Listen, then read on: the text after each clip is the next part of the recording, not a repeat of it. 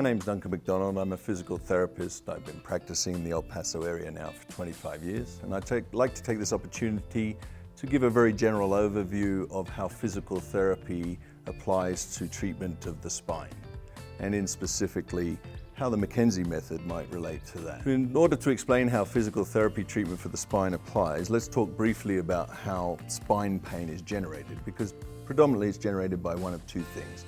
We either have pain because of inflammation of something, or we have pain because of pressure on something. Now, inflammation can come around as a result of injury, as a result of repetitive stress, as a result of overuse or degenerative change. If you have inflammation, you'll normally have a fairly constant achy pain no matter what you do, but it should respond if you take an anti-inflammatory medication. If you do take an anti-inflammatory medication and you feel better, we know you're inflamed. That's one of the things that will cause pain. The other thing is pressure. Pushing, pulling, or pinching will cause pain. If I push on my finger like this hurts. If I stop pushing, it stops hurting.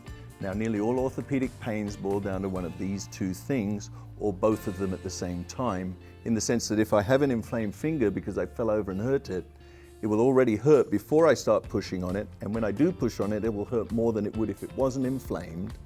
And when I put pressure on something that's inflamed, it will tend to stay inflamed and it won't get better.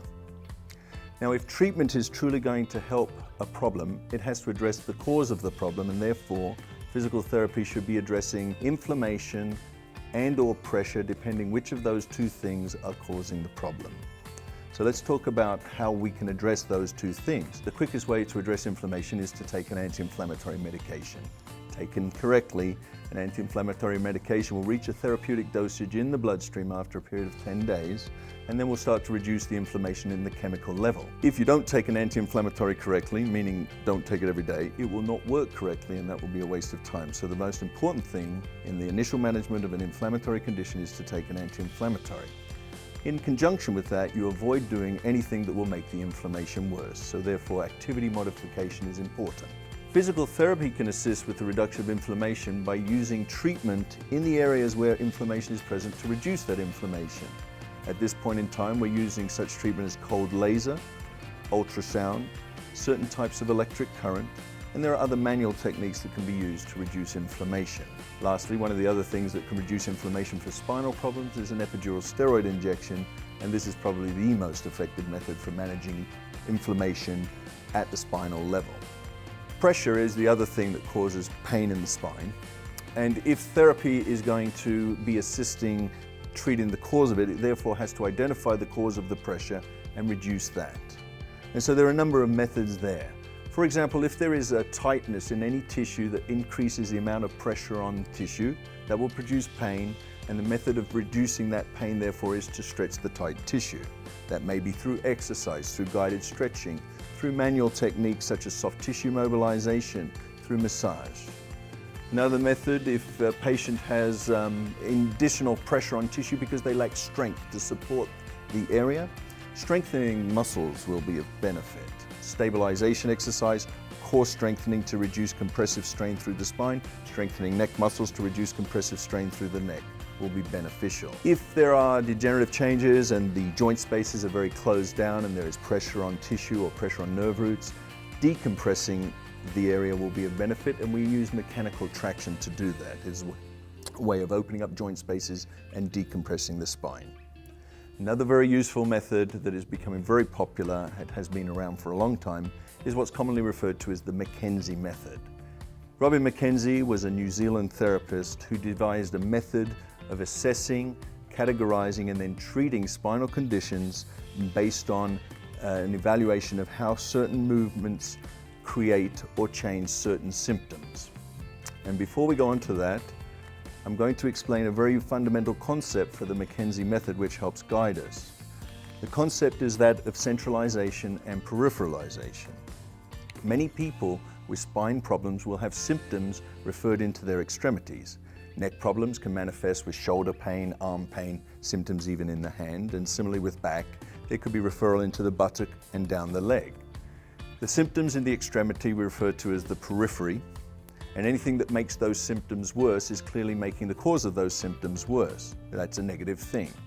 Anything that makes those symptoms worse, we refer to that phenomenon as peripheralization. Anything that reduces those symptoms or makes those symptoms move upwards and inwards, we call centralization. If a certain activity, position, or movement reduces the peripheral symptoms and creates central symptoms, it has clearly reduced whatever it was that was causing those peripheral symptoms and therefore is considered beneficial. So in the McKenzie method, the evaluation consists of a series of movements that can be repeated, and based on the response to those movements and the change in any symptoms, the ability to classify a condition in the following way. We can classify a condition as being a derangement that might reduce. This is a situation where the symptoms actually centralize or decrease during the examination. We can classify the symptoms as a derangement that will not reduce. This is a situation where the symptoms don't change during the evaluation or actually get worse. We can classify the situation as a dysfunction syndrome. This is a situation where there is discomfort during movement, but only at the end of the movement as a result of tightness in tissue. And then a postural syndrome, which is a situation where symptoms are only present in certain postures or positions. Depending on the classification, we can then choose a treatment method to address the pressure that causes the underlying symptoms and empower the patient with a set of exercises to help them treat themselves. Going to go through some of these basic exercises. They're commonly known as McKenzie exercises. There are many of them, and I'm going to just go through one or two of them as a way of giving patients something that they could try to do on their own at home at this moment. To understand the nature of the problem and how the exercise helps, I'm just going to explain what a derangement is in this instance. And to do that, we need to quickly look at the structure of a spinal disc. The discs are like shock absorbers in the spine. They act like cushions. They have a structure that is made up of a wall of cartilage in concentric circles and a jelly center. And when a person has a derangement, it's referring to the fact that that jelly center has moved out of place. In 99.9% of cases, that jelly center will move backwards. As it does so, it then applies pressure on the wall of the disc that will create discomfort and symptoms, possibly elsewhere in the arm or the leg, depending on whether the disc is in the neck or the back. The McKenzie method works on the understanding that certain positions, movements, and activities can apply pressure on the wall of the disc and therefore move the center of the disc in different directions. As we bend forwards, we tend to push everything backwards. As we bend backwards, we tend to push everything forwards. As we bend to the left, we push everything to the right, and vice versa. So the most common McKenzie exercise that people are aware of is a hyperextension movement. This is a movement that involves a backward bending direction. Done standing, it would be like this, and done lying, it is the same on your stomach. In this situation, direct pressure is being applied to the posterior wall of the disc, which creates a forward moving pressure on the substance in the disc, and will therefore take away the pressure on the wall of the disc that is producing symptoms.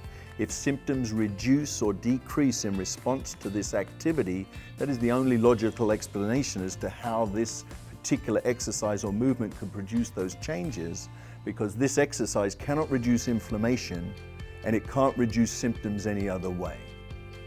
Now, this is this exercise that we typically will give patients to do when they're having active symptoms, as often as every hour.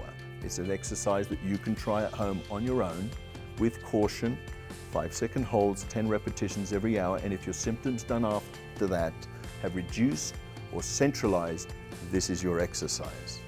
How you feel while you do the exercise, or any activity for that matter, is not as important as how you feel afterwards.